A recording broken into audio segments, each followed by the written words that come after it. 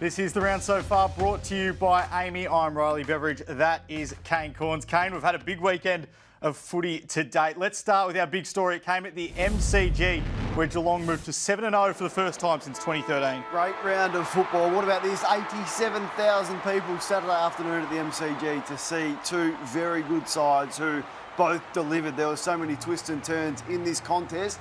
Geelong, unbelievable, undefeated, 7-0. What a position that they are in. We've mentioned that throughout the year on this program, but to be undefeated and their ability to have a lot of home games still to come at the back half and manage this squad was a pretty clinical performance today. Let's get to our Saturday star, and it could be none other than Jeremy Cameron. 17 disposals, 9 marks, 5 goals, and he kicked the crucial sealer when the Blues, who were 33 points down halfway through the last quarter, brought it back to 8 with a couple of minutes to go, but then he kicked a goal that won in the game. Yeah, I haven't seen an opposition combat this tactic really against him. He basically plays wherever he thinks the team needs him. Like he was bobbing up behind the ball loose if he thought it. That kick there is just what separates him. That's the best kick I've seen this year. But then he can do this. Like he takes high number of marks inside forward 50. Lewis Young did his best, but he's so smart and quick to read when his small forwards are going to win the footy. And in most of Geelong's scoring chains, it's their small forwards that get involved. Stengel, Myers, Close. These players are involved in everything, and the connection that they've got with Cameron. But 5 goals, but the amount of touches and score involvement. Is he the best in the comp? Yeah, he's the best forward in the comp right now. There's no doubt about that. He's physically at the top of his game. No one can run with him. No one is as fast as him off the lead. And his ball use this year and the amount of disposals he's getting. I'm not going to say it's a career best year because he's played some big years across the course of his career, but he's one of the most, if not the most influential player in the league right now. Yeah, I reckon he's the best player in the comp at the moment. Now, Geelong had 21 fewer inside 50s than the Blues, but have a look at this. They outscored them 62% of the times they went inside 50 they scored, compared to Carlton's 45%. If you're Michael Voss, you're looking at the stat sheet and it's green in all the key categories, including entries like that, plus 21 in entries. Like, you shouldn't lose that game of football with the forward line that you've got and the firepower that they've got, but Geelong just found a way. So I think for Vossi, as he reviews this game, they'll be really disappointed defensively. Like, that's too many. 45 entries and you score 28 times. Like that's far too efficient, and that's what the Geelong side was. I did love the way that Chris Scott changed up his side. We'll get to Dangerfield in a moment, but he started deep forward, then he went midfield. He just keeps you guessing, and he had those high half forwards up the ground. Henry played not a big role, but kicked 3. They've just got such a potent forward line. Now, this was a 15-point game halfway through the last quarter when this controversial 50-metre penalty was paid for the stand rule. So if you have a look here, Patrick Cripps stands the mark. Harry Mackay leaves the vicinity. He's actually behind Patrick Cripps, who's standing the mark, when Harry Mackay is the one who's told to stand. Now, either the umpire's got this incredibly wrong, or he's made a mistake in terms of who's actually manning the mark. But this came at such a pivotal game. They kicked 4 straight after this. It basically turned the match as a contest. Just no common sense. This is why the rule is questionable. It's so confusing for players and the umpire. Like, Cripps is on the mark. He's standing, doing as he is told, and Mackay's doing exactly what he is told, and that's to get out and get 5 metres away. They did it perfectly, and the umpires pinged them for 50, and that cost you a goal in a close game with stakes as high as this. We can't be having that. The penalty's far too severe. We'll wait and see whether the AFL clarify whether that was an error. I'd be surprised if it wasn't. So we went back and kicked that goal, as we mentioned, 4 straight for Geelong after that. You mentioned Patrick Dangerfield before. A hamstring injury. He was substituted out of this game just after half-time. He just came back from a hammy. He looked in red-hot form throughout the first half. This is so unfortunate. Yeah, the soft tissue injuries are starting to pile up for him. He did. He looked so sharp, started forward. He was as explosive as you've seen him. And you just wonder now, with those repeated soft tissue injuries that he's had probably in the last 2 to 3 seasons or 2.5 seasons, whether he just has to pull back on the high-speed running. He mentioned during the pre-season how he's done so much extra high-speed running. At his age and the way he plays, maybe he's got to protect himself a little bit and just pull back so it's not 100 miles an hour every ball and every contest he goes to. So whether he turns himself into a bit more endurance and slower pace rather than everything being explosive, because he's so important to them, as was shown today. I'm not sure if they can win the premiership without him, with the midfield that they've got. And once again, that was highlighted. Like, Pitnet was just destroying Reece Stanley, and Cripps and Walsh were influential again. So they didn't have a lot of answers through the midfield, particularly after he went off. Let's get to Optus Stadium now, where Fremantle responded from that dreadful defeat to West Coast last week by beating the Western Bulldogs. They moved to 4-3 on the year. Yeah, they kicked 4 goals to 1 in the last quarter, and these are some of the last quarter moments, the crucial moments. That one, the umpire thought it had hit the post, but it was a goal from Norton. But that was about it for the Western Bulldogs. I love the speed of the Freo side. Frederick back into this side is just huge, and what he gives with their transition is huge. They had some young legs come through. Voss was important. Banfield had 9 touches and kicked 2. Yep. Probably a career best game for Bailey Banfield. He's been the super sub in the past, but now he's a crucial member of them. And look, their effort was significant, plus 17 in clearances. Yep. I thought they responded to a really disappointing performance last week, but that's Banfield kicking the sealer, and they get themselves back within touch at 4-3, a really important win because that game was up for grabs for probably 3.5 quarters. Cooper Simpson really important in that last quarter, a couple of breakaway moments as well on debut from the young Fremantle man. Nat Fyfe and Caleb Sarong just dominated this game out of the midfield. So Sarong finishes with 37 touches and 17 clearances.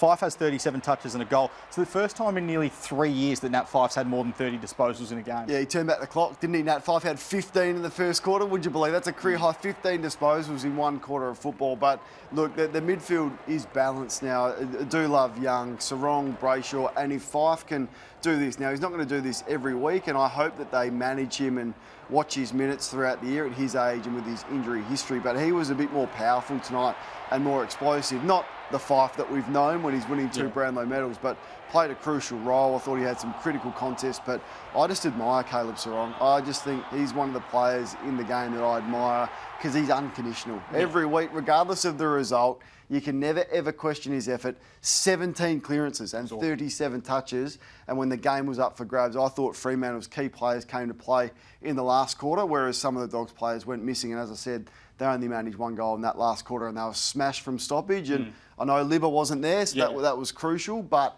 they're traditionally a pretty good stoppage team, the Dogs, with McRae and Bont and the reigning All-Australian ruckman Tim English, so they lowered their colours in there again. It was a massive absentee. Tom Liberatore withdrawn just before the game due to illness. Let's get to Friday night footy at the Adelaide Oval now, where Port Adelaide just hang on in the end against St Kilda, but it was their forward half intercepts. That's what changed this game. St Kilda kept trying to look to bite off that kick going through the corridor. Port kept punishing for it. Yeah, I thought they got inside their heads, the Saints. I think that the talk around their inability to score and not generate enough entries really got inside their heads, because these are what they're trying to do. This is very uncharacteristic from a St Kilda side. Like, you're kicking to 3-on-1. These are experienced players. Hill turning the footy over. These are 3 direct goals that it's cost you off turnover, and that kills you straight down the middle from a kick into a 2-on-1 is a strange option, but they did this repeatedly. Now, this one is late in the game, so I understand them trying to chase the win. It's a little bit different, but just bizarre decisions to try and pick them off through the middle of the ground in your back half. That last one there leads to this Ollie Wines goal, which was the sealer. But I don't really want to hear about from the Saints. We've had a number of close losses, because I think the 6 goals against GWS in the last quarter absolutely flattered you. Yeah. And Port Adelaide smashed them in every metric other than accuracy. Like 1 goal, 8 in the first quarter.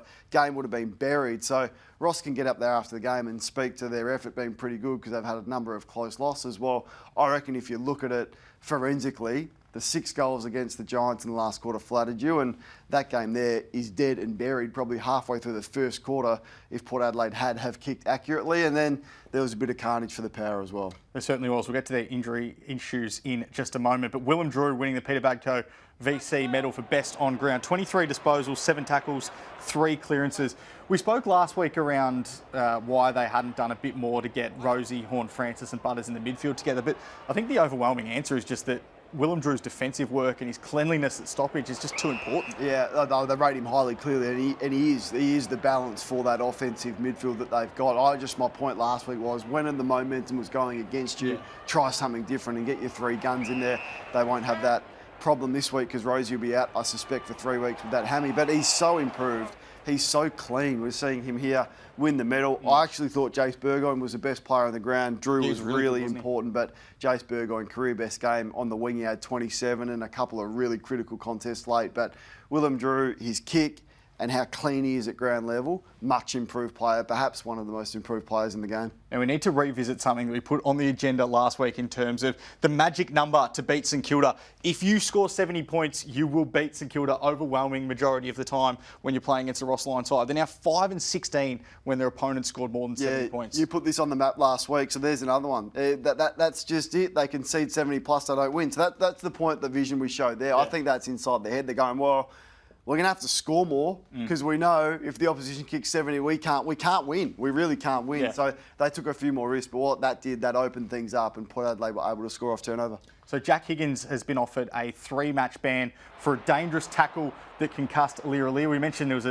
a bad night on the injury front for Port Adelaide. So Aliir will miss the showdown against Adelaide next Thursday night. Connor Rosie's looking at some time on the sidelines with that hammy. And then Sam Powell-Pepper will miss the rest of the season with an ACL injury. Just couldn't get worse than the injury front. Big blow. Yeah, and just with the Higgins one, I think Michael Christian got it right. Yeah. I think he's graded it right. Yeah, it's a really difficult position because Aliir is trying to kick the football, which adds a different, more complicated element to it. But the rules say if you're being tackled, you must make an attempt to dispose of the football. That's all Aliir's doing. He's not doing anything wrong.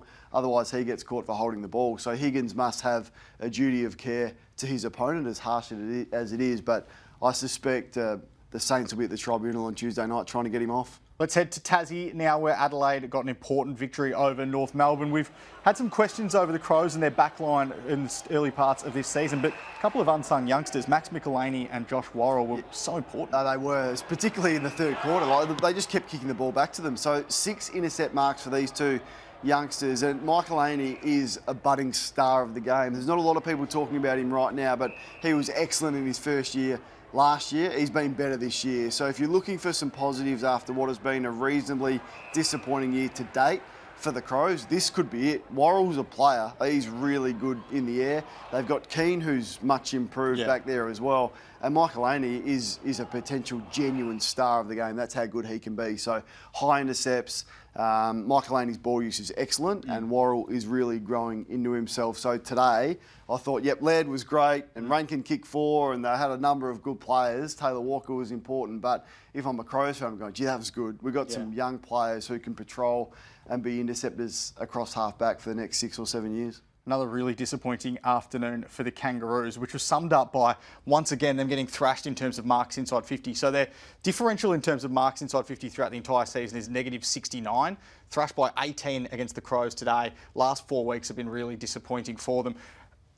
We know they've got some issues in their backline. They're undersized. They're missing Griffin Logue, who's recovering from that ACL injury. Their midfield's doing them no favours though at the moment as well. Yeah, that's where the blame lies, because clearly the personnel, and that's a list management choice that they made, not to replenish the backline when they needed to, and over the last 5 to 6 years not draft any key defenders. So that's what you get. But when the midfield and the senior players don't apply the heat and don't apply the pressure, and we saw that last week against Hawthorn, it's going to be a disaster because those defenders get hung out to dry, and they're the numbers you get against you with marks inside forward 50. So I was disappointed with North's inability to stop Adelaide's ball movement from their back half again today, but it's the same old story and it's repetitive.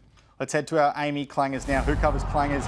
Amy does, and we'll start with Josh Rochelle. A little nutmeg on Bailey Scott here. Set up a goal as well, Josh Rochelle. So he was pretty impressive throughout that first half. Very clever. Have another little nutmeg through the legs and then straight back onto it. Loves his soccer as well. And this is your man. This is your man. I love Darcy Jones. You put him on the radar 2 weeks ago. We were speaking about the Giants' small forwards and how important. You said there's another one coming. Yeah. He doesn't have the helmet on. We'll see his highlights in a moment, but how important he was. What's Sheeds doing here? So Sheeds gives the old shush. And then a couple of minutes later, Bo McCreary kicks a goal. Have a look at this Collingwood fan. Gives it straight back to him. Nick Martin kicked the goal. Sheeds is saying shush, and then Collingwood responded with a goal, and the Collingwood fan just reminding Sheeds that maybe he should.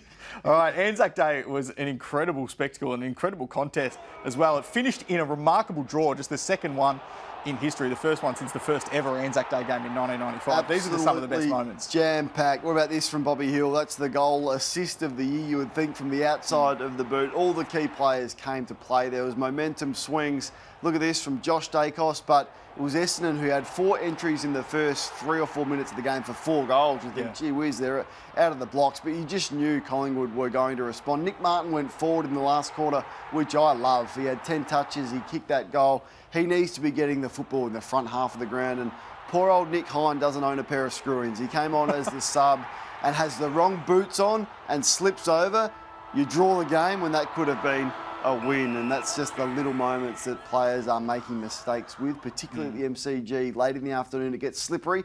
Buy yourself some screw-ins, Nick. Put them on, and you might have won that game. Felt like it deserved a draw. Hey, you might be thinking we missed a moment within that highlights package. No, it is our moment of the weekend. Jamie Elliott, he's got mark of the year completely sewn up. This huge grab over Ben Mackay. Yeah, it's going to be tough to beat, isn't it? I mean, so the thing that it's got going for it is the height of Mackay, who's 200 plus, and then Jamie Elliott, who's not the biggest players, but he's done this before. He's a hanger machine. Yeah. And they got a couple. Jeremy Howe has had his fair share, but that's as good as you're going to get. And luckily for us, they captured it with a still moment. That's a magnificent football photo, isn't it? A ripper from AFL Photos. What's the best mark you've seen live?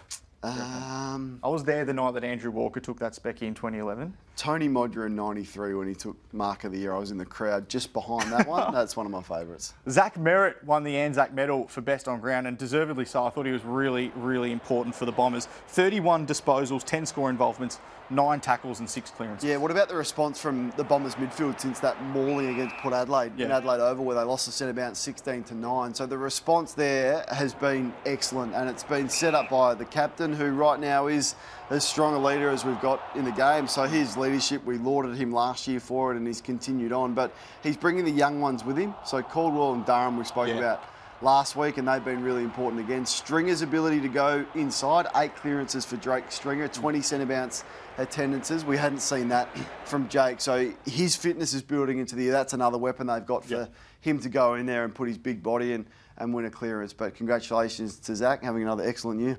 Let's head to Manuka Oval now, also on Thursday night, where the Giants defeated Brisbane, and it came on the back of their transition in the third quarter.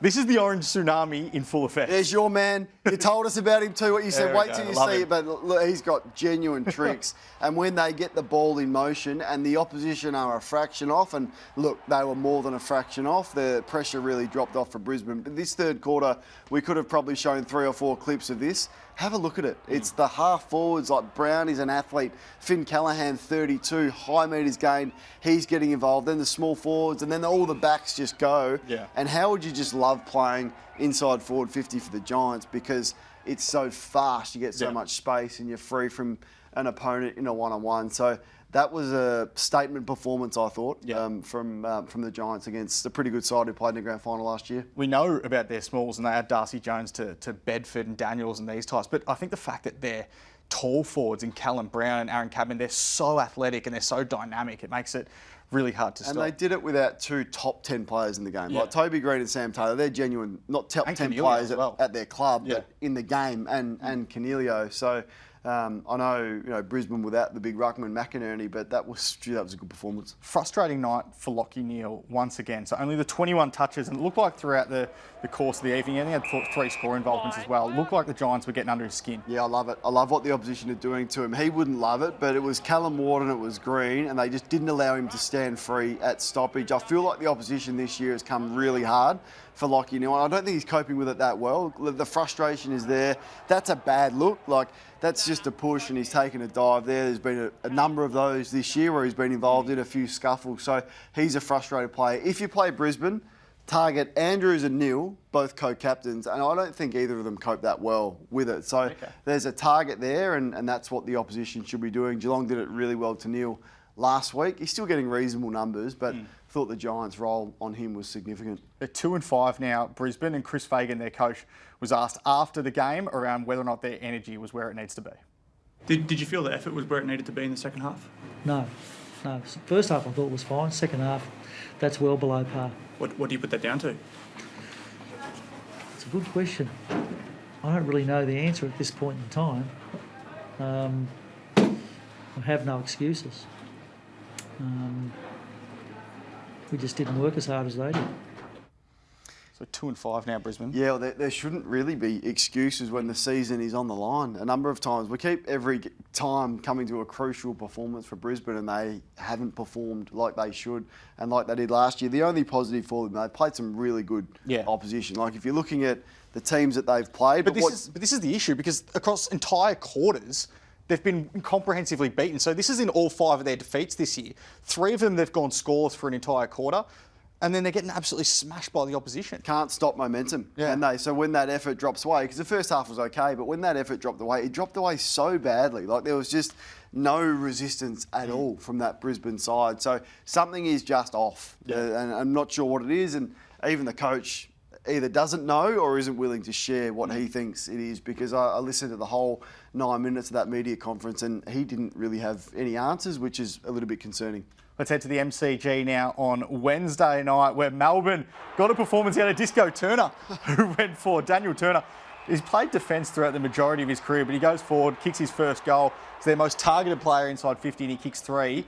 Ben Brown played VFL, so have they found the answer up Well, forward? I don't know if he's the answer, but he looked good. Now, Richmond are going to make a lot of key forwards look good, and they have already made a lot of key forwards look good this year. So you've got to factor in the opposition. It was a dreadful game of football, and this is really the only highlight out of it, and Melbourne kicked away late. This is a magnificent goal from Fritsch. Jeez, he's a clever forward. But you're right, he was targeted 6 times, Petty 4, Fritsch 3, Petrarca 2.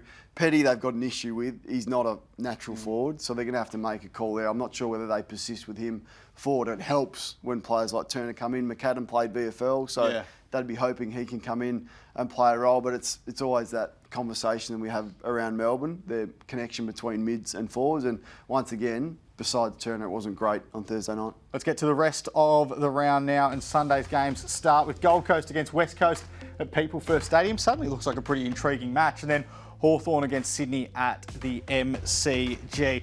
We'll head to our Canes question now for the week. Jordan wants to know, will Isaac Heaney play the same role with Luke Parker in the side? He's not back yet, but when he does come back into that team, do you think Isaac Heaney stays in the midfield? Yes. Isaac Heaney, Jordan was it, is the hottest player in the game right now. Don't mess with whatever you're doing. Whatever he's eating before games, whatever he's doing during the week, whatever he's doing with his dog, which I saw in a video during the week, his recovery at the beach, keep doing it. Keep doing it, Isaac, because you are on fire and nothing should change. All right, well, thank you for your time tonight, Kane. Thank you for watching, and we'll see you next week on The Round So Far.